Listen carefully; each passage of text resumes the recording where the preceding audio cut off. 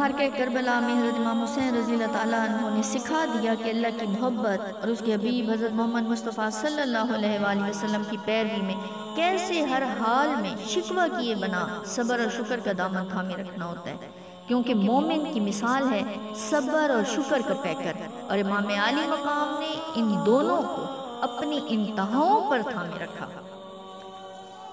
اللہ خود قرآن مجید میں بیان کر رہے ہیں کئی جگہ پر ماں اور باپ کو اپنی اولاد کے لیے دکھ محسوس کرنا، تو کیا آل رسول صلی اللہ علیہ وآلہ وسلم کے جد امجد اس دکھ کو محسوس نہیں کر رہے ہوں گے؟ اور اگر وہ کر رہے ہیں تو کیا ہمارے دل اتنے پتھر ہیں کہ اپنے پیارے اور مہربان آقا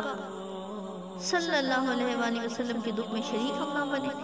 حضرت ابراہیم خلیل اللہ کے صرف ایک بیٹے حضرت اسماعیل علیہ السلام کی قربانی کی یاد ہر سال تازہ کی جاتی ہے اور ہم تازہ کرتے رہیں گے، تو کیا حضرت محمد مصطفیٰ صلی اللہ علیہ وآلہ وسلم کے بیٹے امام حسین اور آل محمد صلی اللہ علیہ وآلہ وسلم کی قربانی کی یاد تازہ نہ کی جائے؟ آخر یہ کیوں ہے؟